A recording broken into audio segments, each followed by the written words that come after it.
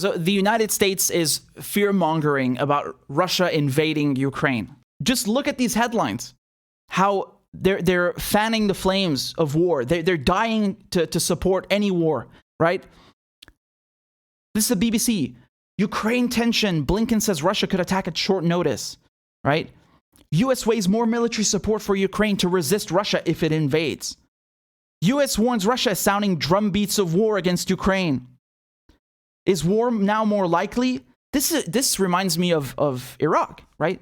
So they were just openly saying, well, look, man, Saddam has these weapons and we have to go in and we got to do something. It's imminent. He's going to attack any second. It's the same thing with Russia. Oh my God, Russia's going to attack any second. Quick, we have to send weapons. We have to help the Ukrainians. We got to be ready to go to war. And that's how they manufacture consent. That's how they get you to accept this aggression against another country. They manufacture these threats. There is no threat. They don't care that they don't care that Russia is openly saying they're not going to do anything with Ukraine. Russia is moving its own troops inside its own borders, and apparently that's a threat to Ukraine and it's a threat to the United States.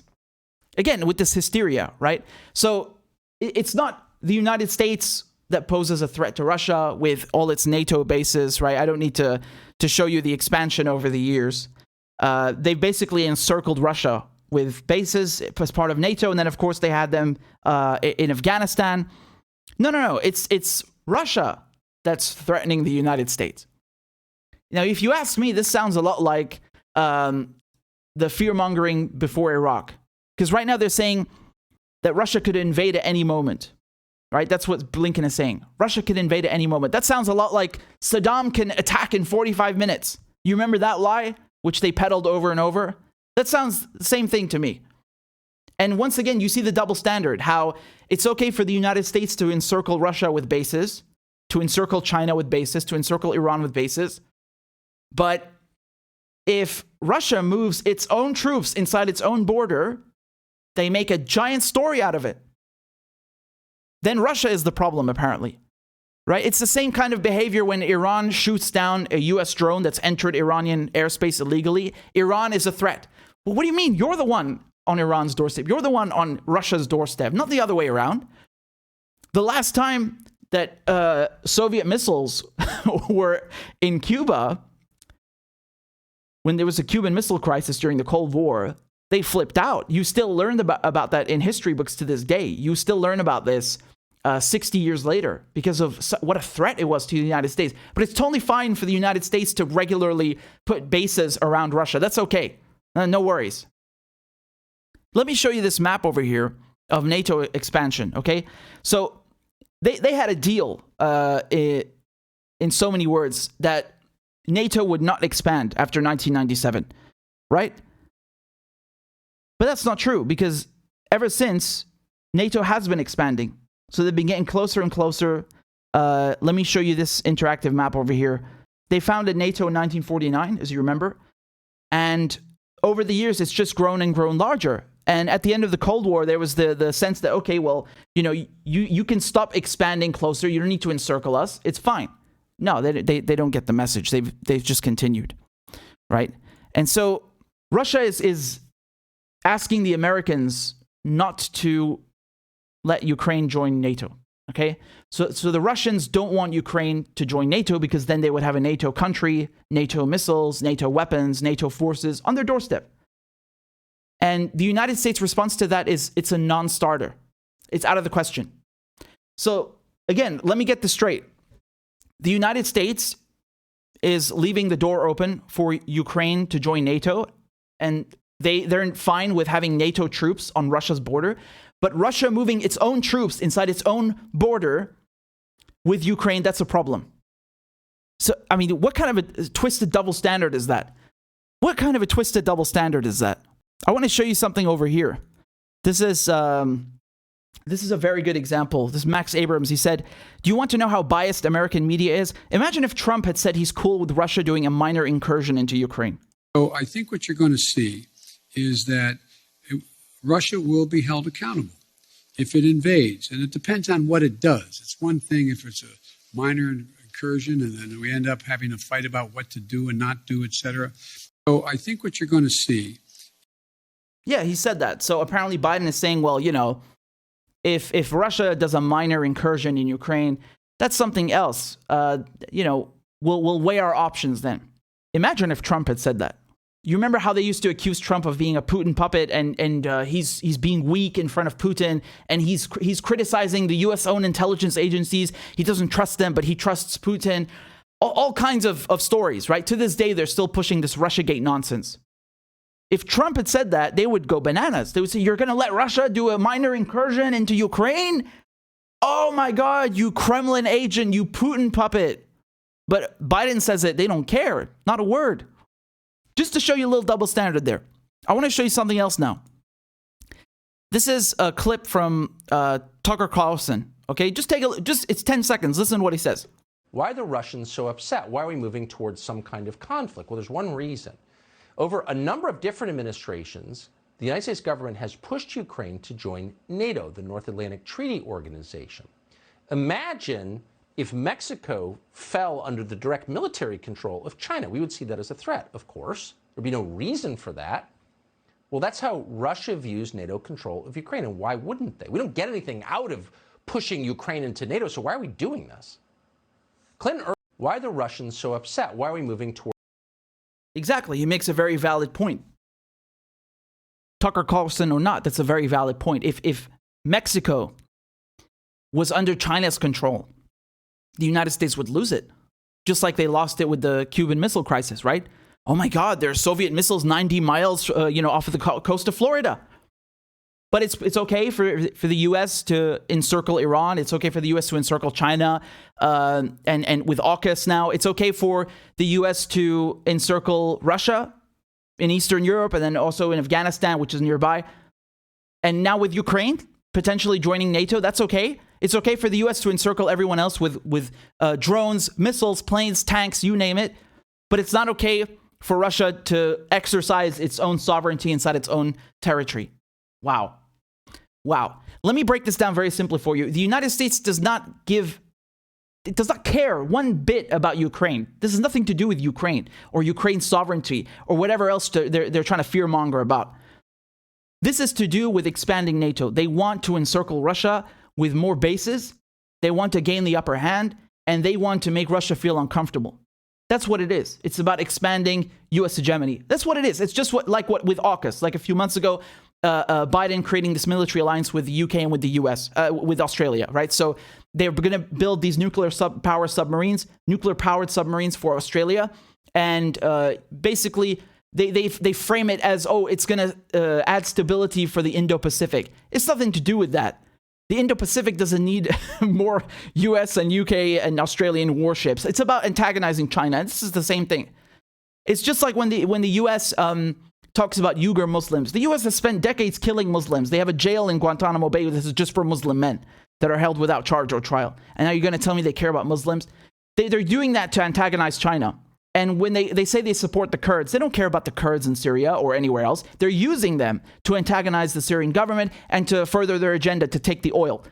And then when they don't care, when they don't have any more use for the Kurds, they'll drop them. When they don't have any more use for the Uyghurs, they'll drop them. When they don't have any more use for the Ukrainians, they'll drop them too. That's what the U.S. does. So this has nothing to do with Ukraine or Ukraine's sovereignty. Nonsense. Let me show you the reaction to this Tucker Carlson clip, right? So this person here says, this isn't journalism, it's an ongoing FARA violation.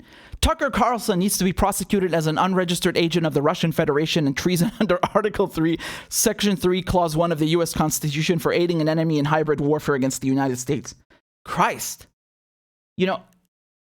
Just because you don't like the guy, it doesn't make him a Russian agent. I mean, how do you throw out such a loaded accusation like that at someone? You have no proof for that, literally no proof. And I got to agree with Glenn here, right? So look at what Glenn tweeted. He said, imprison your political enemies under sedition laws, prosecute journalists for treason, and failing that, use state power to coerce Silicon Valley oligarchs to censor and ban your enemies from speaking on the internet, to save democracy and fight fascism. He's, of course, being sarcastic. He's mimicking what Democrats and liberals would say. They're authoritarians. Look how they go after Julian Assange. Jail. Send him to jail 175 years. Look how they accuse anyone they don't like of being a Russian agent. I mean, this is lunacy. This is absolute lunacy. And then they want to throw them in jail as well. They just make up allegations. They just make shit up. They make the wildest things up. And then that's again, their ad hominem attacks. Like, did this person even address what the guy is saying about Mexico? There's nothing there. It's nothing at all. And that it's a very real point. If the U.S. was encircled with the military or a military alliance from another country, they would lose it. So why should other countries accept when the U.S. encircles them? This is a very, very, very, very powerful and sound and logic argument. I don't care who made it. But they can't answer that because they're imperialists, they're authoritarians, and that's it. That's who these people are. And then they pretend that they're fighting fascism and they're democratic. What a joke. What an absolute joke. Look, this is the Deputy Foreign Minister. Look what he says. Another example of how hard it is to read Russian intentions. There is no risk of a larger scale war to start to unfold in Europe or elsewhere.